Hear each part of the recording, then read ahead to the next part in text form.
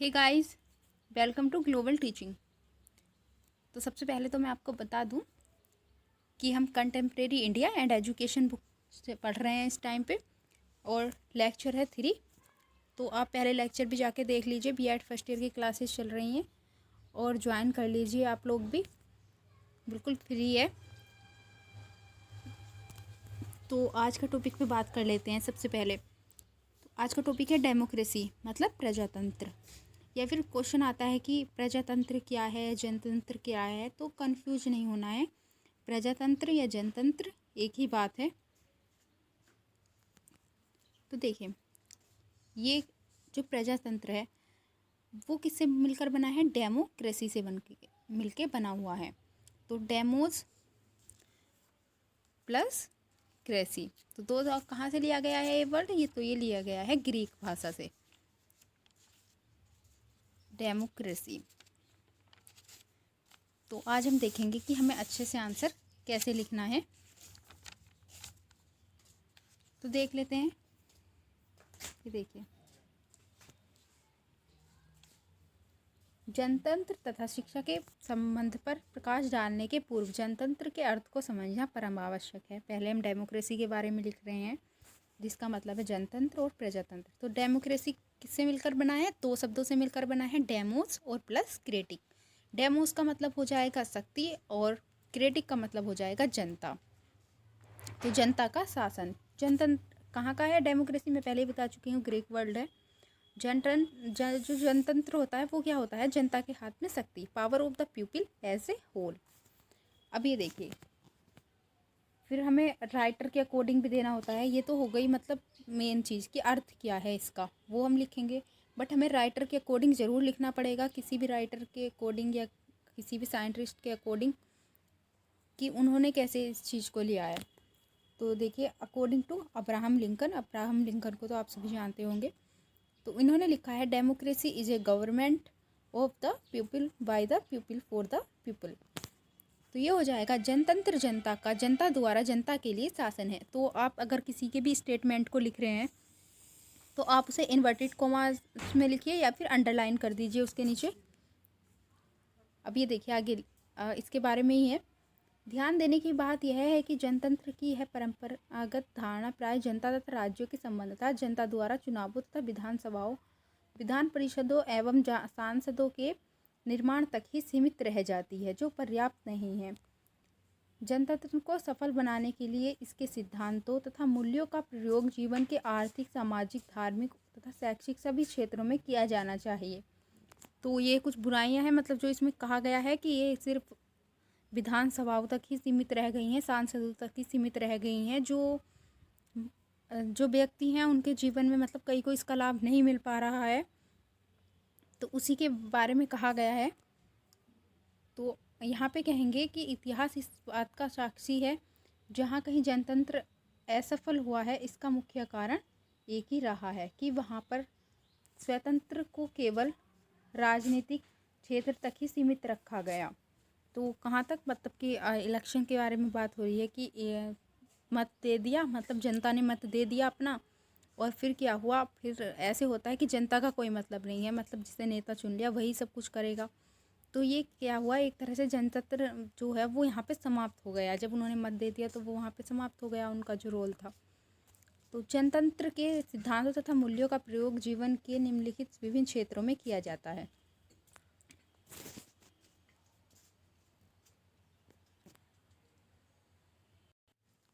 देखिए कौन कौन से क्षेत्रों में इनका यूज किया जाता है। तो मेन जो है वो 3 ही हैं, पॉलिटिकल, इकोनॉमिक एंड सोशल। तो बात कर लेते हैं राजनीतिक जनतंत्र, मतलब इससे मतलब क्या है, मीन्स क्या है इसका। तो देखिए, जैसे कि इलेक्शन होते हैं तो उसमें जनतंत्र, जैसे जो जनता होती है वो क्या करती है? वोट देती है। तो वो क्या हो जाएगा? राजनीतिक जनतंत्र की जनता को अधिकार है कि वो किसे वोट दे। आप तो मत का चुनाव करने का, कि वो जिसे वोट देना चाहती है उसे दे सकती है। तो वो इसके लिए क्या है, मतलब उसे स्वतंत्रता मिली हुई है, अपना वोट जिसे मर्जी दे सकती है। तो ये हो जाएगा राजनीतिक जनतंत्र, मतलब पॉलिटिकल डेमोक्रेसी।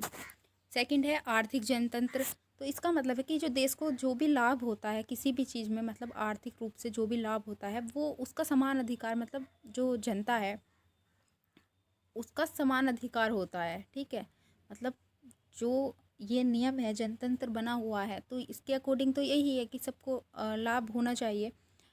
बट ऐसा होता नहीं है, वो चीज़ अलग है कि ऐसा होता नहीं है, सभी के लिए समान, सभी को लाभ नहीं मिल पाता है। बट जो नियम है वो यही है कि जो भी आर्थिक लाभ देश को हो रहा है उस पर जनता की का समान अधिकार है। फिर हो जाएगा सामाजिक जनतंत्र। तो इस सोशल डेमोक्रेसी का मतलब हो जाएगा कि किसी का रंग रूप कैसा भी है, कोई सी भी जाति है, तो उसके समान रूप से देखा जाएगा, उसके मतलब उसे कोई भेदभाव नहीं किया जाएगा उसके साथ में। तो ये हो जाएगा सोशल डेमोक्रेसी। तो देख लेते हैं लिखना कैसे है। तो ये देखिए, पहले टॉपिक बनाकर लिख दिया हमने कि कौन कौन से होते हैं। तो यहाँ पे क्लियर हो जाएगा कि हम 3 टॉपिक लिए हैं हमने यहाँ पे कि किन किन क्षेत्रों में किया जाता है, तो हमने 3 में डिवाइड कर दिया, पॉलिटिकल, इकोनॉमिक और एंड सोशल। तो ये तो हो गया कि हम आगे इनके बारे में लिखने वाले हैं। तो ये चीज़ एग्जामिनर को यहाँ पे क्लियर हो जाएगी कि ये चीज़ लिखी गई है। अब देख लेते हैं, फिर हम लिखते हैं टॉपिक वाइज। पॉलिटिकल डेमोक्रेसी क्या होती है? तो ये क्या होता है? राजनीतिक जनतंत्र का अर्थ है जनता का शासन। ठीक है, जनता द्वारा जनता के लिए ही शासन। तो ये क्या होगा कि यहाँ पे वोट दे देंगे और फिर क्या होगा, मतलब चुन लेंगे नेता कोई भी, जैसे चुन लिया, उसके बाद तो इस तरह से हो गया राजनीतिक जनतंत्र, जिसके बारे में हम बात कर चुके हैं। पढ़ लेते हैं क्या लिखा हुआ है। राजनीतिक जनतंत्र का अर्थ है जनता द्वारा जनता के लिए शासन। एक इस अर्थ के अनुसार शासन की बागडोर केवल एक व्यक्ति अथवा विशिष्ट व्यक्तियों के समूह के हाथों में न जाकर समस्त जनता के हाथ में है, कि जिसे वो वोट देना चाहे वो दे सकती है, वो जीत जाएगा। तो इसमें क्या होता है, सक्रिय रूप से सब भाग लेंगे और सबको समान अधिकार है, रंग, जाति अथवा धर्म कोई सा भी हो। तो यही चीज़ यहाँ पे लिखी गई है। आते हैं इकोनॉमिक डेमोक्रेसी, मतलब आर्थिक जनता द्वारा जनता के लिए धन की उत्पत्ति तथा वितरण। तो यहाँ पे हो जाएगा, मतलब जो देश की अर्थव्यवस्था होती है उससे जो भी पैसा आएगा वो किसी पूंजीपति के हाथ में नहीं जाएगा, तो वो मतलब उसे जनता के लिए ही यूज किया जाएगा। तो ये चीज़ें क्लियर हो जानी चाहिए यहाँ पे।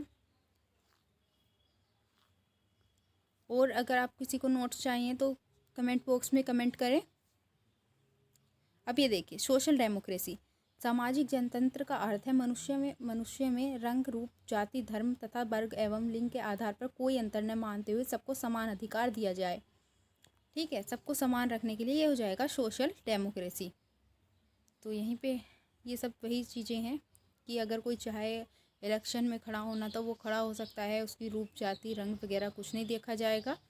सच्ची सेवा अगर कोई करना चाहता है देश की। तो डेफिनेशंस ऑफ डेमोक्रेसी, तो ये कुछ साइंटिस्ट हुए थे, इनके अकॉर्डिंग देख लेते हैं। जनतंत्र जनता की सरकार है, ये कहा था अरस्तु ने। सीले हुए थे एक जो साइंटिस्ट हैं, तो उन्होंने बोला था जनतंत्र वह सरकार है जिसमें सब भाग लेते हैं।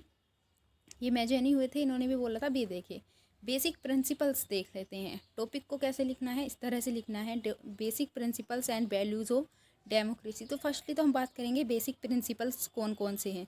तो कौन कौन से हैं? फ्रीडम, इक्वलिटी और फ्रेटर्निटी एंड जस्टिस। तो फ्रीडम का मतलब तो आप जानते हैं कि स्वतंत्रता। तो स्वतंत्रता मिली रहती है सबको, जनतंत्र में मेन चीज़ यही है। इक्वलिटी, समानता हो जाएगा यहाँ पे, मतलब सब समान है, चाहे रंग रूप कैसा भी हो, किसी का कोई, सब कुछ इक्वल है सबके लिए। फिर हो जाएगा बंधुत्व, मतलब कि जो फ्रेटर्निटी है तो उसका मतलब हो जाएगा, फ्रेटर्निटी का मतलब हो जाएगा कि बंधुत्व, एक बंधुत्व की भावना होना, एक दूसरे का सहयोग करना। तो वो हो जाएगा जस्टिस, मतलब हो जाएगा न्याय। ठीक है, तो अब ये देखिए, फ्रीडम, स्वतंत्रता जनतंत्र की आत्मा है, लिखना इस तरह से है, वो चीज़ हम सब डिस्कस कर ही चुके हैं। इक्वलिटी हो जाएगा इस तरह से, रंग रूप, मतलब रंग रूप के बारे में बात कर रहे हैं। और बंधुत्व हो जाएगा, तंत्र की कुंजी है बंधुत्व की भावना, मतलब सबको अधिकार है। और फिर हो जाएगा जस्टिस, कानून की दृष्टि से निर्धन तथा धनवान सब बराबर हैं, अपने अपने अधिकारों और कर्तव्यों का प्रयोग करने के लिए स्वतंत्र हैं। अभी देखिए, अब बात कर लेते हैं वैल्यूज़ ऑफ डेमोक्रेसी। तो ये हो जाएगा रेस्पेक्ट ऑफ द इंडिविजुअल। इसका मतलब हो जाएगा, इसका क्या मतलब हो जाएगा? देख लेते हैं अभी। देखो, बात कर रहे हैं इसकी रेस्पेक्ट ऑफ द इंडिविजुअल।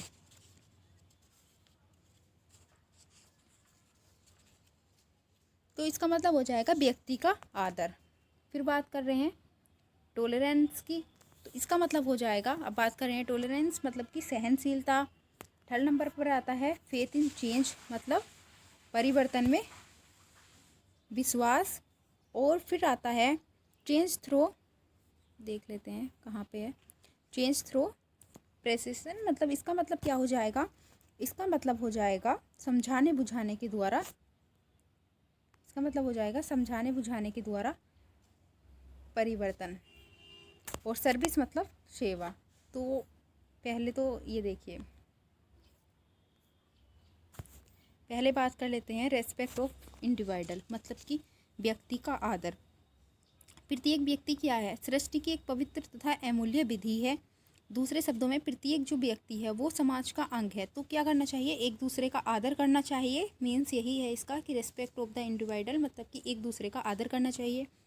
फिर हो जाएगा टॉलरेंस, मतलब सहनशीलता, कि जनतंत्र में जो भी विश्वास रखता है उसे क्या करना चाहिए, सहनशील होना बहुत ज़रूरी है। कि अपनी ही बात को, ये नहीं है कि अपनी ही बात को सही कहें, पहले दूसरों की बात भी सुन लेनी चाहिए। तो मतलब सहनशीलता उसके अंदर होनी चाहिए। थर्ड हो जाएगा फेथ इन चेंज, मतलब परिवर्तन में विश्वास। मतलब अगर कोई, ये नहीं है कि अगर एक ने कह दिया कि ये बात सही है तो उस बात में परिवर्तन नहीं होगा। अगर किसी चीज़ की खोज हो गई है तो ये नहीं है कि उसी के बारे में लिख दिया और आगे कोई उसमें चेंज ही ना हो। जब उसमें और ज़्यादा खोज होगी तो लिखा जाएगा कि इसमें परिवर्तन हो चुका है, चेंज हो चुका है। तो जो चेंज हुआ है वो चीज़ें उसमें ऐड की जाएंगी। तो इसलिए कहा है यहाँ पे फेथ इन चेंज, मतलब कि फेथ इन चेंज, परिवर्तन में विश्वास। फिर हो जाएगा समझाने बुझाने के द्वारा परिवर्तन, मतलब किसी को गुस्से से नहीं करना है, उससे लड़ना नहीं है, झगड़ना नहीं है जो जनतंत्र में विश्वास रखता है, बल्कि उसे आराम से समझाना है। अगर कोई कुछ किसी चीज़ के लिए जिद कर रहा है तो उसे आराम से समझाना है। सेवा का हो जाएगा, मतलब कि अगर कोई चाहे तो सारे व्यक्ति, मतलब क्या है, जैसे साथ साथ रहते हैं तो प्रत्येक व्यक्ति की अधिक से अधिक सेवा करता है। मतलब प्रत्येक व्यक्ति समाज की तथा समाज की अधिक से अधिक सेवा कर सकता है, उसको ये अधिकार है। तो ये टॉपिक तो हमारा क्लियर हो गया है। हम पढ़ चुके हैं डेमोक्रेसी के बारे में, definition of democracy and basic principle and values of democracy और वैल्यूज़ ऑफ डेमोक्रेसी।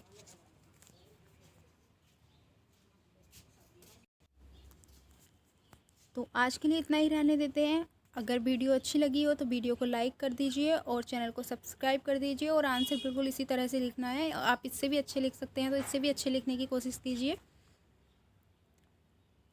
और क्लास अभी तक ज्वाइन नहीं किया तो ज्वाइन कर लीजिए, बिल्कुल फ्री है। Thank you.